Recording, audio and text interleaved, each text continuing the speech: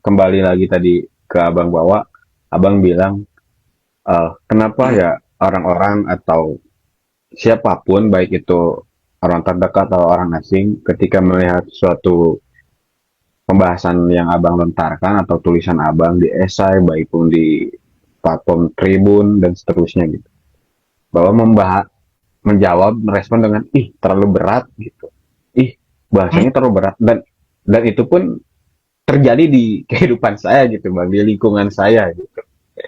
Ah, Nah, saya teringat kritik Habib Jafar ke Sabrang bang, ke Mas Sabrang ketika di Maia, karena seorang akan menjadi penerusnya gitu. Habib Jafar bilang gini, buat satir lah kurang lebih.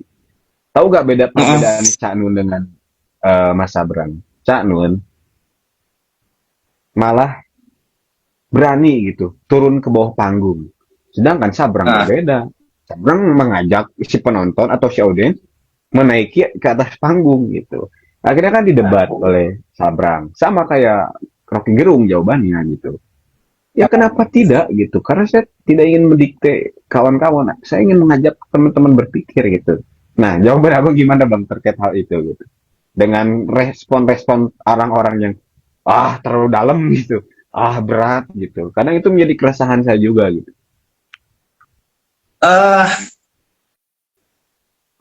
dulu pas awal-awal banget masih usia belasan, saya merasa bahwa menjadi sulit untuk dimengerti itu adalah pencapaian.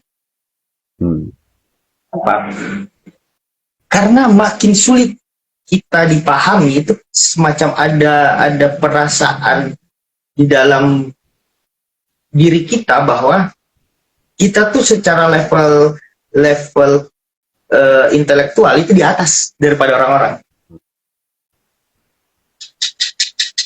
Kulho nulis itu di pengantar bukunya yang eh, seperti sungai yang mengalir. Dia nulis, yang aku tahu dari penulis itu adalah kepalanya botak, pakai kacamata, Hmm. dan mereka selalu menulis hal-hal yang susah dimengerti sama orang.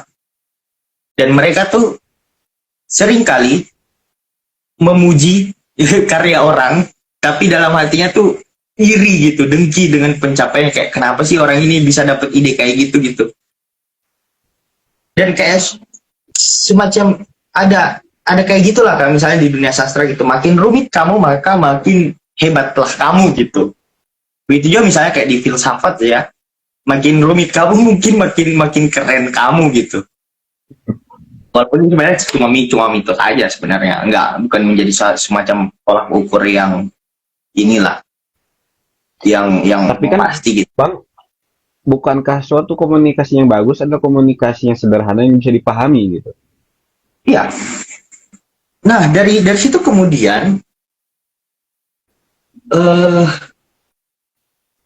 aku belajar pada akhirnya, sering dengan bertambahnya umur, aku akhirnya mikir gitu.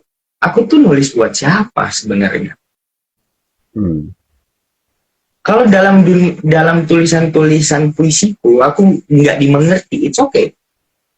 Karena personal.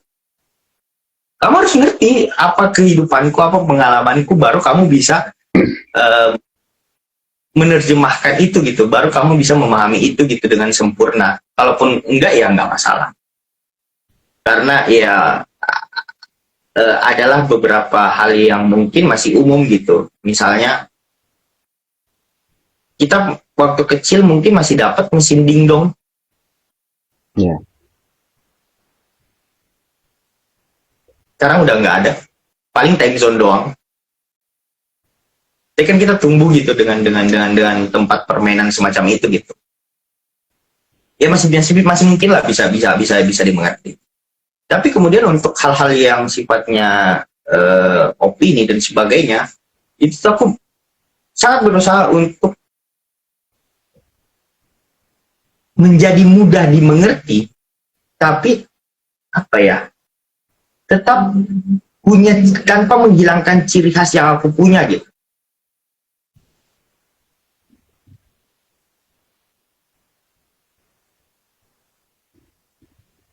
Iya gitu. Kalau abang tuh apa ya Karena ciri kan khasnya? pada akhirnya gini,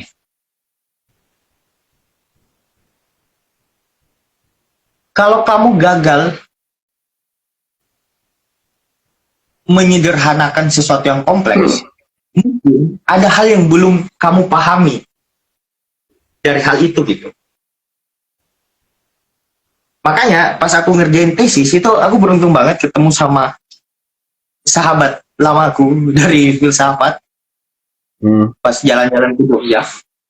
Dia tuh bilang, udah nggak usah ribet, ngerjain tesis, nggak usah ribet ngerjain apapun.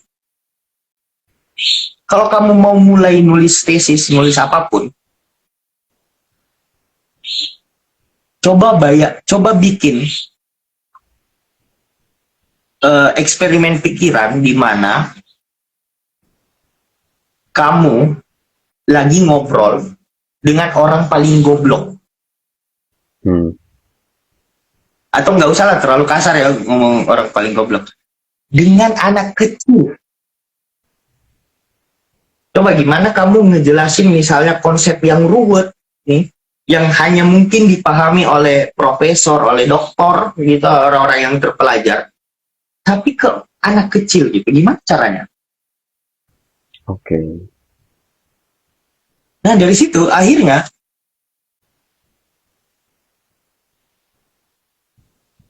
tesisku yang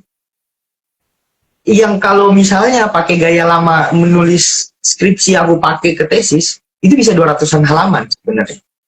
Tapi akhirnya itu harusnya jadi 70-an something lah. Nggak lebih dari 100, walaupun akhirnya jadi lebih 100 gara-gara banyak banget lampiran dan hal-hal yang direvisi ya dosen gitu. Padahal awalnya tuh ringkas banget. Kenapa? Karena aku cuma milih hal yang penting. Nggak ada tuh kalimat basa-basi, nggak ada. Jadi benar-benar aku pilih yang mana yang penting. Kalau nggak penting nggak usah. Walaupun sebenarnya itu aku dapat juga ya pas awal-awal di filsafat gitu. Nggak awal-awal sih, mendekati akhir studi gitu. Dosenku bilang, kalau skripsimu terlalu panjang, terus kamu baca nih ada hal yang kalau kamu hilangkan itu tidak mengurangi substansi, ya udah hilangin aja, ngapain mesti ada. Kan pemborosan kertas, boros tenaga juga buat nulis itu gitu. Karena kadang orang tuh pengen memasukkan semua hal ke dalam satu tulisan kecil gitu, nggak bisa. Tulis buku aja sekalian, tulis magnum opus gitu, nggak usah berharap dari skripsi, tesis dan disertasi gitu. Nggak usah tesis, disertasi dan skripsi itu terbatas. Kamu cuma diminta jawab pertanyaan, selesai. Kamu cuma disuruh minta jawab pertanyaan berdasarkan teori, metode yang sudah kamu pilih.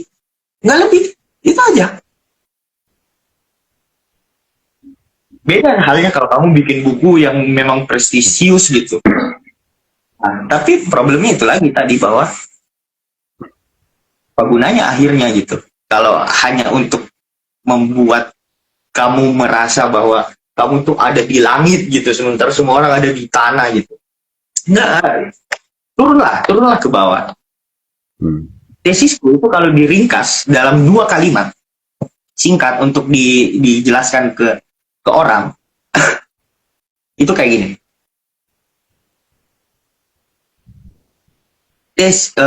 Tulisan ini itu soal